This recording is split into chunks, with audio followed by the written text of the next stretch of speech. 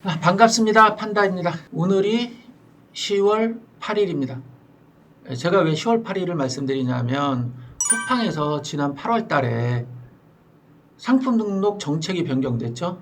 그래서 만개, 5만개 무제한 이런 규정들이 나왔고요. 거의 대부분의 판매사들이 만개밖에 상품을 등록 못하는 상황이 됐습니다. 그리고 10월 4일까지 만개 이상 되는 상품을 쿠팡에서 전부 지우겠다라고 이야기했죠. 그래서 대부분의 판매사들이 소위 말하는 멘붕이 왔죠. 와, 이거 드디어 올 것이 왔구나 라고 생각하시는 분들도 있고, 앞으로 어떻게 뭐를 해서 먹고 살아야 되나, 이 사업을 접어야 되나, 이런 고민들을 많이 했습니다. 그런 반면 이쪽 시장에서 오랫동안 팔아 오셨던 분들은 그냥 그럴 수 있겠구나, 그때 가서 보지, 10월 4일 날 다 지울 수 있을까라고 하는 의문을 가졌고요. 역시나 오늘 현재 쿠팡에서는 상품을 지우지 않고 있습니다. 물론 서서히 지울 수 있고요. 아니면 6개월 이상 판매가 안 된 상품을 순차적으로 지워 나갈 수도 있습니다. 그러나 일괄로 한꺼번에 모든 판매사의 상품을 지우지는 못할 거라고들 예상을 하고 있어요. 너무 많은 숫자거든요. 그리고 이렇게 아마 몇천만 개의 상품이 지워질 거라고 예상을 하는데, 그러면 쿠팡의 매출에도 영향이 있을 수밖에 없습니다. 아무리 한 상품 밑에 아이템 인어로 묶여있는 100개, 200개를 지워버린다 라고 하더라도 매출에 영향은 있을 수밖에 없어요. 왜 그러냐? 이 쿠팡에 등록된 상품이 쿠팡에서만 판매되는 게 아니고요. 여러 가격 비교 사이트에 노출이 되고, 또 고객들이 검색하는 방식이 다 다르죠. 그거에 따라서 아이템 인어에 묶였던 상품이 단독 상품으로 보이기도 하는 게 있습니다. 자, 이렇게 시장이 변화할 때 여러분들이 좌절할 것이 아니라 그 시장의 변화에 어떻게 대응할 것인가 라고 하는 고민을 하시고 실행 준비를 하시는 게 더 중요할 것 같습니다. 그래서 오늘은 이 가격 비교를 어떻게 잘 활용해서 돈을 벌 것인가 라고 하는 이야기를 여러분들한테 말씀드리고자 합니다. 가격 비교라고 하는 게 여러 용어로 사용됩니다. 카탈로그라고 하기도 하고요. 그 다음에 원부라고 하는 이야기를 하기도 합니다. 그리고 쿠팡에서는 아이템 이너라고 하는 단어를 사용하고, 아마존에서는 바이박스라고 하는 용어를 사용하죠. 약간의 차이는 있을 수 있으나 거의 비슷한 성격을 가지고 있습니다. 즉, 같은 상품을 하나의 그룹으로 묶고 그 중에서 가장 가격 경쟁력이 높은, 즉 가장 싼 상품을 대표 상품으로 보여주는 것, 이게 가격 비교의 정의라고 할 수 있습니다. 내가 최저가로 상품을 공급할 수 있고 가격 비교로 묶였을 때 1등이 된다면 가격 비교로 묶이는 게 너무 좋은 것이겠죠. 하지만 거의 대부분의 사람들이 최저가로 판매할 수 없는 문제를 가지고 있을 수밖에 없습니다. 이렇게 가격 비교 서비스를 하는 대표적인 것이 네이버 쇼핑, 그리고 쿠팡, 11번가 정도입니다. 옥션과 지마켓, 그 다음에 인터파크 같은 경우도 가격 비교로 묶는 작업들을 했었으나 요즘에는 그런 영향이 굉장히 작습니다. 그래서 오늘은 11번가, 네이버 쇼핑, 쿠팡, 이 세 개의 쇼핑몰에서 가격 비교를 어떻게 우리가 잘 활용하고 또 돈을 벌 것인가, 이거에 대해서 말씀드리도록 하겠습니다. 저는 일단 여러분들이 상품을 갖고 있지 않고 위탁 도매를 활용하는 분들을 위한 전제로 설명을 드릴 거고요. 상품을 갖고 계신 분들도 이 이야기를 들으면서 또 활용할 수 있는 부분들이 있겠죠. 위탁 도매 상품을 파는 판매사들의 고민은 딱 이렇습니다. 같은 상품을 여러 명이 팔고 있어요. 그러니까 결국에는 가격 비교로 묶여있을 때 최저가가 되기 힘든 부분들이 있습니다. 그리고 또 위탁 도매에서 공급받는 상품의 가격이 상대적으로 비쌉니다.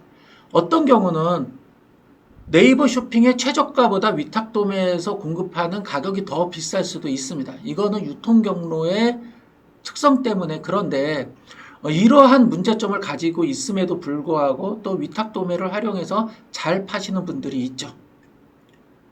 또 내가 무리하게 판매가를 낮춰서 아이템 이너 또는 가격 비교 1등을 하려고 하면 될 수는 있겠으나 결국 내가 남는 게 없는 상황이 벌어지기도 합니다.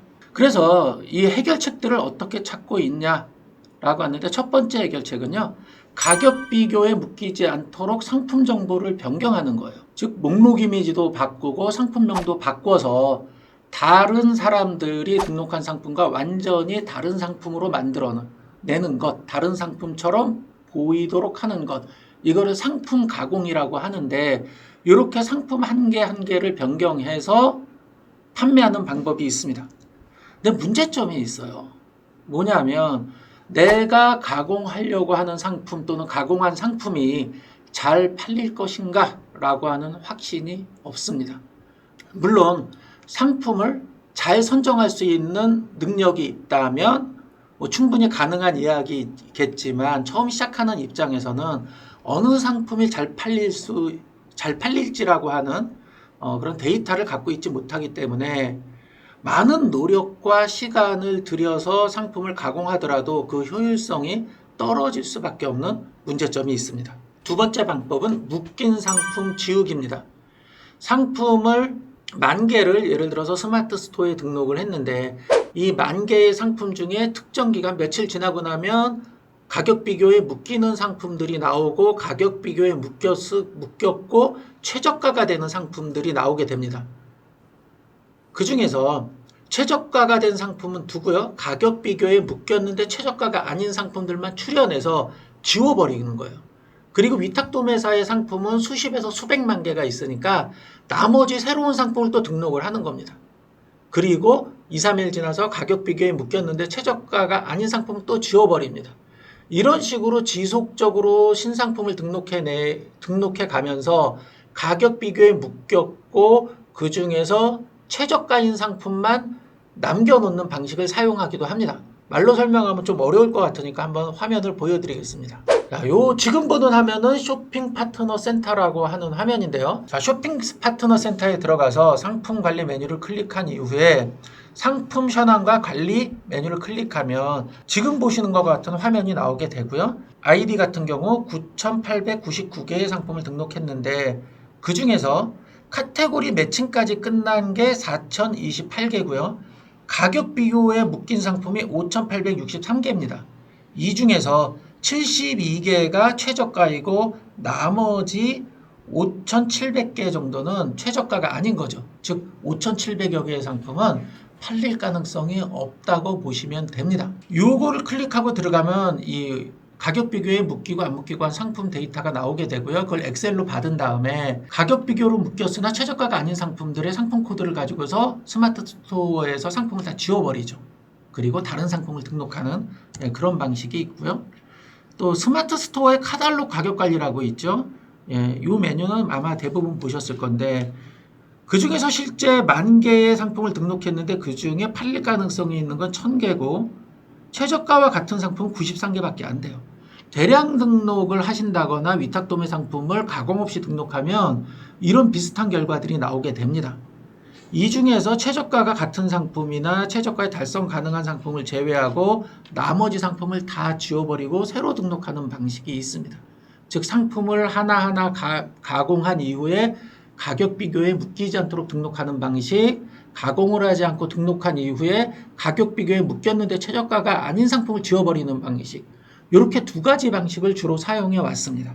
마켓의 정책에 변화가 생겼습니다. 가격 비교에 묶이도록 하고 그 중에 최저가 상품을 잘 팔도록 해주려고 했던 게 마켓의 취지였는데, 제가 조금 전에 설명드린 것과 같은 방식으로 판매하는 사람들이 점점 많아지겠죠. 그래서 마켓에서는 가격 비교로 묶인 상품을 검색했을 때 검색 결과 상위에 노출시키는 그런 우대 정책을 피게 됩니다. 대표적인 게 11번가와 네이버 쇼핑입니다. 자, 먼저 11번가에 대해서 설명을 드리겠습니다.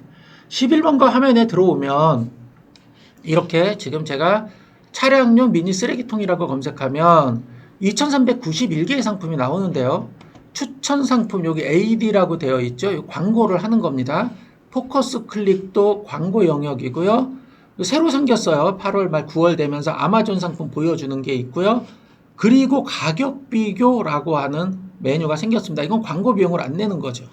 그 밑에 파워 상품 리스트가 나오는데 이것도 돈 주고 광고하는 거고요.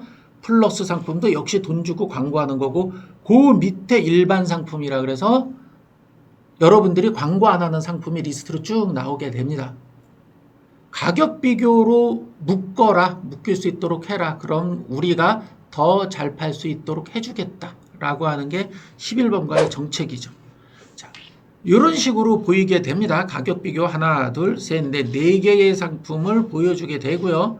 여기에서 최저가인 상품, 그리고 가격 비교에 묶여있는 나머지 판매사의 아이디를 보여주고 판매 가격을 보여주게 됩니다. 자, 그러면 우리는 어떻게 해야 될까요? 이렇게 가격 비교에 묶인 상품을 보여주게 되니 우리도 이것에 맞춰서 대응을 해야 되겠죠. 자, 요거는 네이버 쇼핑의 예입니다. 네이버 쇼핑도 가격 비교로 묶인 상품을 더 상위로 보내주는 경향이 있습니다.